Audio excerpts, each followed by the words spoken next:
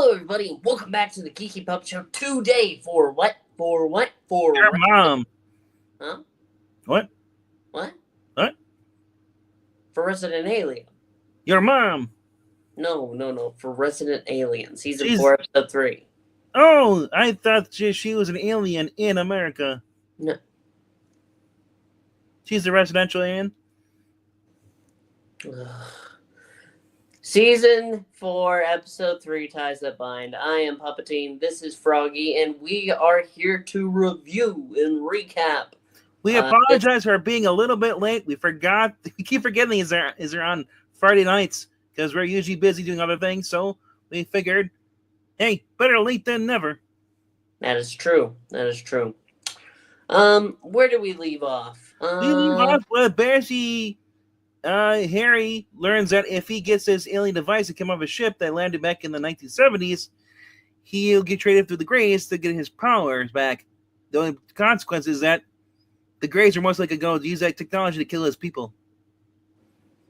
And so he basically tells his plan. He starts off with Darcy, Astra, and Harry, and they're in Astra and Darcy's apartment. And then they're at the cabin. Sorry, and this little alien dude who's back from another season. We've seen before.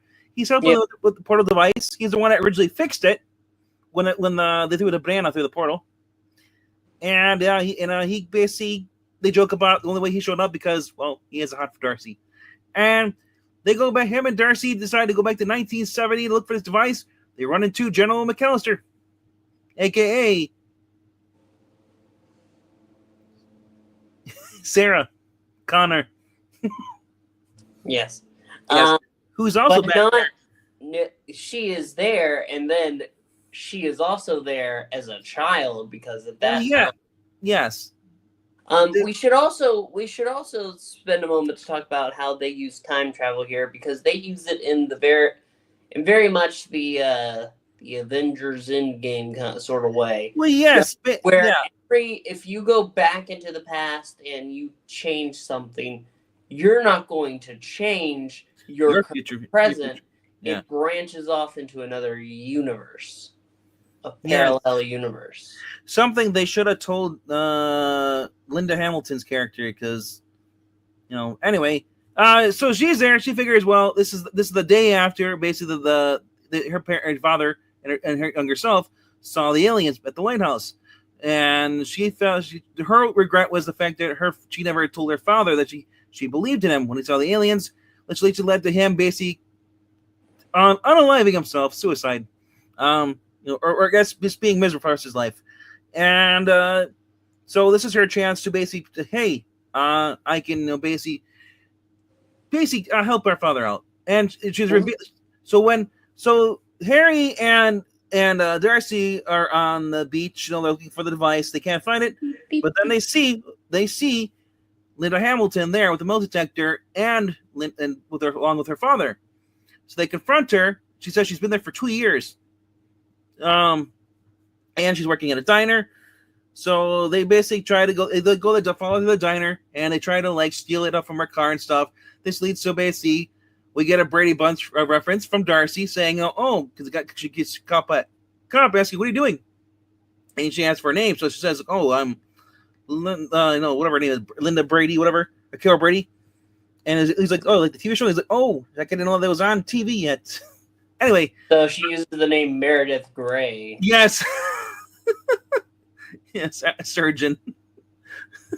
I thought that was great. And the cop says, I just need your... Yeah, he just needs your name. And so anyway, this leads to basically them pretty much having a pickle, trying to get the device for her. Meanwhile, back in Patience, we have a new character. Jewel Staite, also a Firefly alumni for the show, is back working again, but she has no scenes with Harry though, which I thought was kind of odd, but she's going to be on there because we learn from Big Black's girlfriend that she's a FBI profiler helping out with they believe there is a serial murder going on. And so they're going to help search for what might be an animal or whatever. And Big Black at this point had just basically admitted that he believes in aliens to live, and he doesn't want, well, any more outside, stuff going on. No. So they're gonna lead a search party looking for the mantis. There's also another problem going on. We got Max, who shows up late to the alien hunter club, whatever thing, and we see Ayla, Zahar, whatever, basically taking over the thing, which I think is I'm not liking her anymore really much.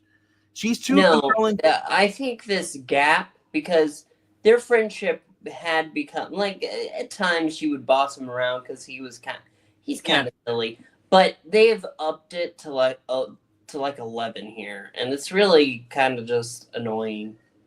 Yeah, he's the one that actually can see the aliens. She can't, but because of the fact that she's involved, she thinks she's smarter than Max. And some things maybe, but she's started without Max. She's trying to exclude him from the thing at first. So Max throws his authority against, says, well, hey, I'm the one that can actually see things, and it's revealed that she's actually telling of these other kids about the mantid, telling them stuff.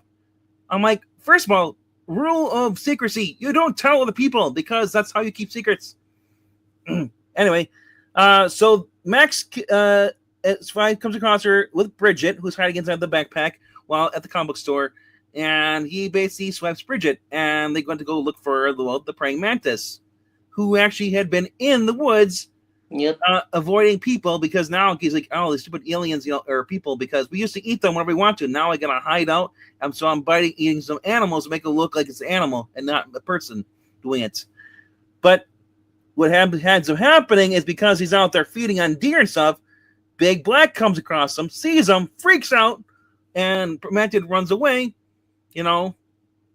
So it's kind of crazy because we got a new cast member, but we also have a returning cast member from last season who helps defeat Mantid pretty much by herself and saves Max from Mantid.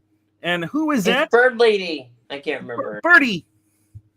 Yes. Who also has, when she meets Harry, when Harry comes back, because Harry ultimately decides, after talking to Darcy, not to kill all of his. Yeah.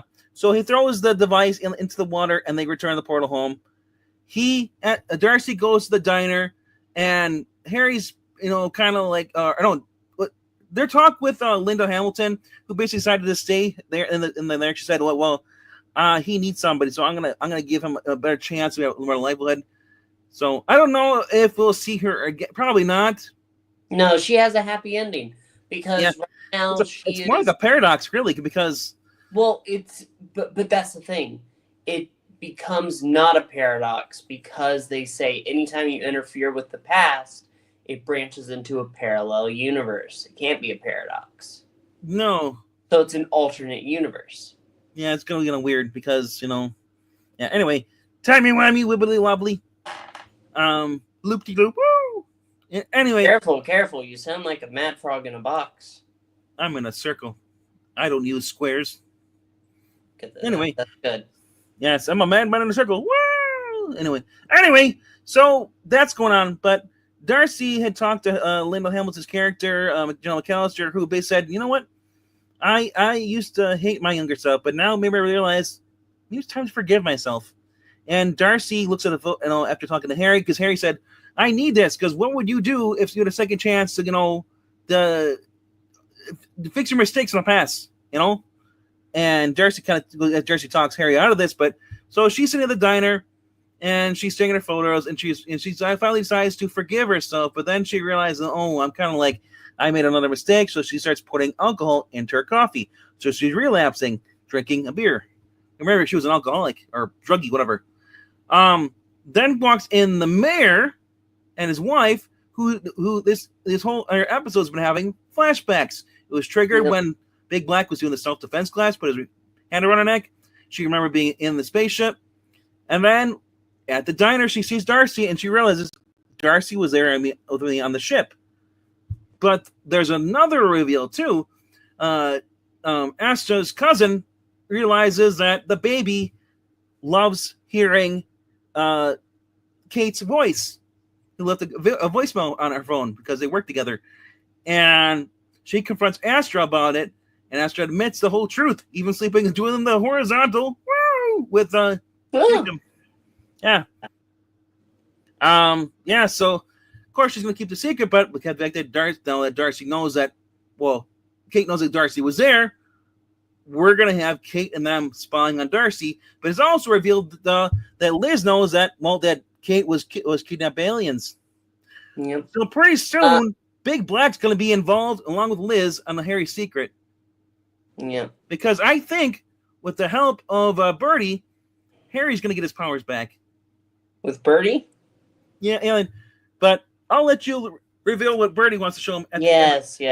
So Birdie is back, saves Max, destroys the Mantid, and then afterwards, with Harry at home reflecting on going ahead and giving up his hope of getting his alien abilities back, who walks in? It's Birdie. Oh, honey, I'm home, and I want you to meet your children. Dun, dun, dun. Yeah. And it also looks like they have Harry's black slit eyes. Well, they're a mix of bird and whatever he was. Yeah. So, curious to see what's going to happen. We also want to know what's going to happen with the original alien tracker, who's had his legs stuff, is in a cave. Yeah. What's going to happen with him? Just never bring him up again. Yeah. Well, yeah.